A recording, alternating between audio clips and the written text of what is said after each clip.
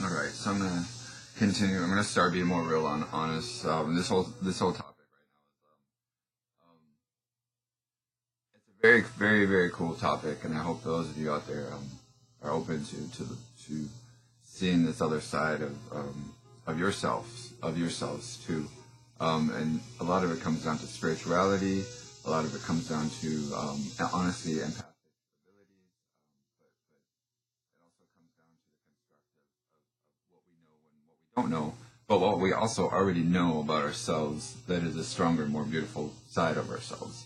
Um, Despite what your beliefs are. And that's what's really cool here, is despite what your religious beliefs or what have you are, there's still this other thing in society that is and it's a really cool thing. It's a really rad thing. You know, the skimming the surface where when you're thinking of somebody and they call you, or when you're thinking of something and somebody repeats what you were just thinking, you're like, oh man, I was just thinking that. And the ability for we all have supercomputers up here. Here and here is a supercomputer in itself. And for people to start to realize that within themselves is extremely, extremely important. The caterpillar on my neck.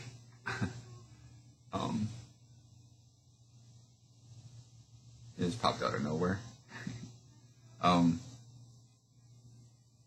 But so just on my personal experience too, when I was younger, this is kind of cool. After I was baptized, I was, and I was ironically the only one in the family out of the siblings that was baptized. And after I was baptized, I became to get challenged.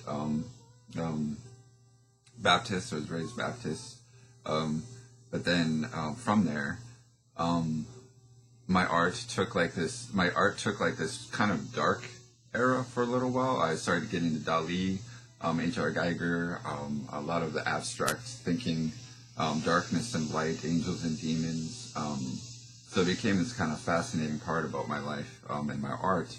Was kind of like, okay, well, it was almost like getting baptized was like an acceptance of a challenge for my life and my own belief system. Hey, the caterpillar just made it up to the camera. He's right behind the camera. He moved fast. But anyway, and it gets down to a lot of things. I feel like there's very conformative people out there and very people that are bent on war and everything. And this caterpillar is totally gonna go in front of this camera. But that's what we're dealing. That's like the counterpart and of what we're dealing with, and it takes a lot of instincts, a lot of intuition, and things like that.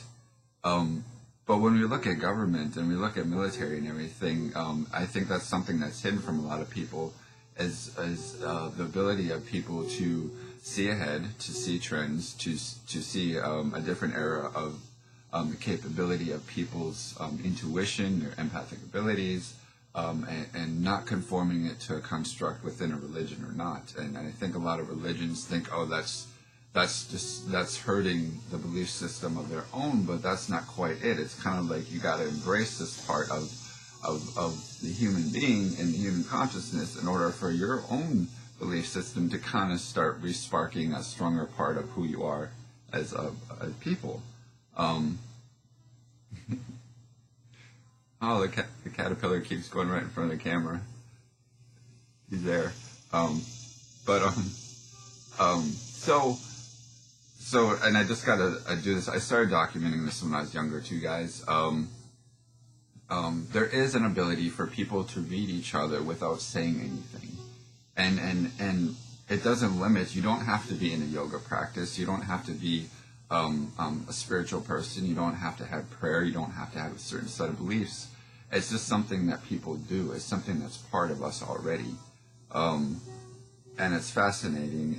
And for me, it started, like I said, I got baptized. And then I was right around that time, ironically, that I started to have dreams before they happened.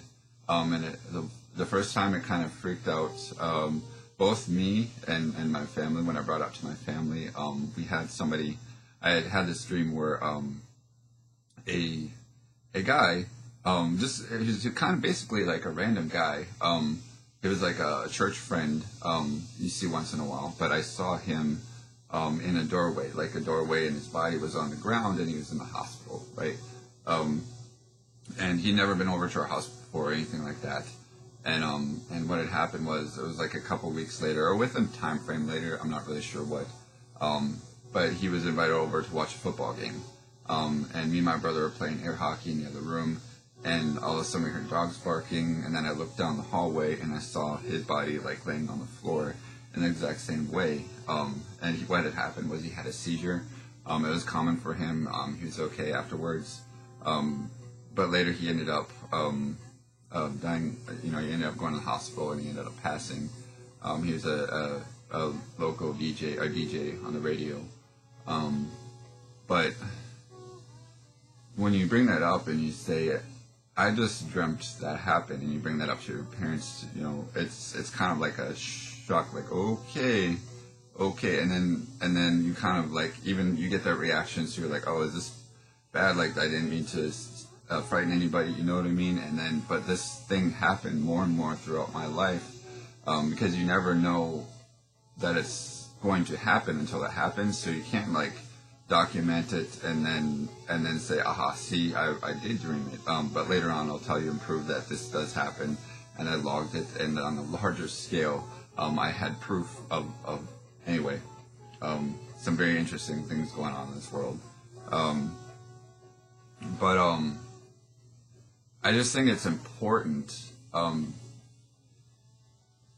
There's other construct too of like the masculine and feminine and everything, and everybody's fighting and everybody's arguing. You have a lot of the qualities of empathic abilities comes from the balance of the two, and the feminine energy, and a lot of gay men have a certain bumped up to intuition and the nurturing and caring parts too, and I think that gets into a lot of strange situations later in life. You're gonna see it later in these videos where basically the forging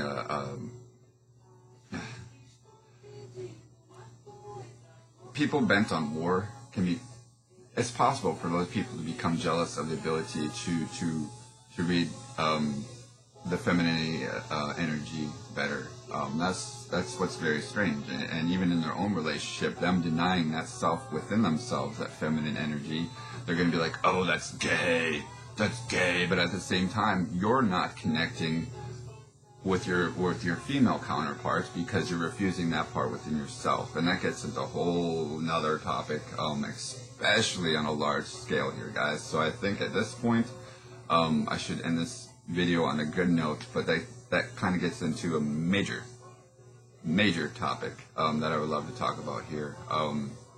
So I'm going to do this, and I'm going to speed it up to present day, back in experiences that I've gone through. But I just want to bring up this topic to see, it goes into prayer, it goes into meditation, it goes into a lot of things that are very similar. We just put a different label on it. You believe in something.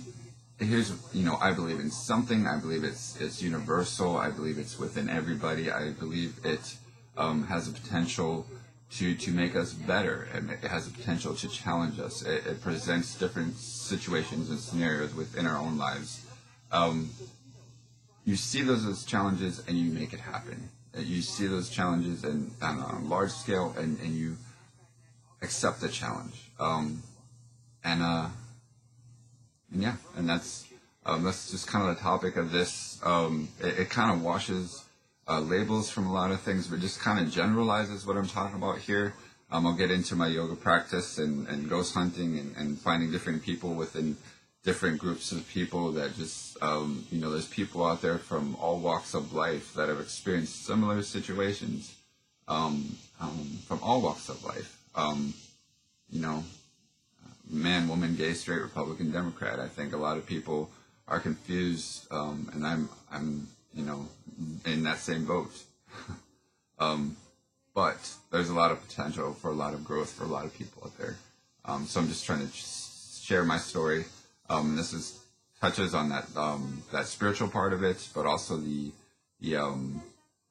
what's beyond that, like without the labels kind of thing, kind of situation, and getting grounded. I know a lot of people out there, especially people that do yoga and stuff.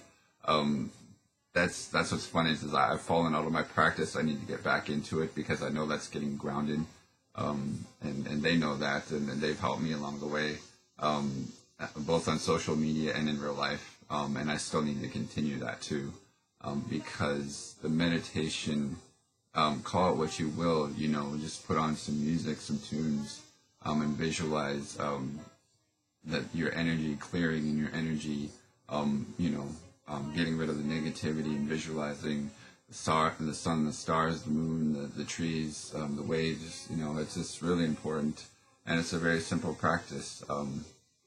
So much love, everybody. Take care of yourselves. See you later.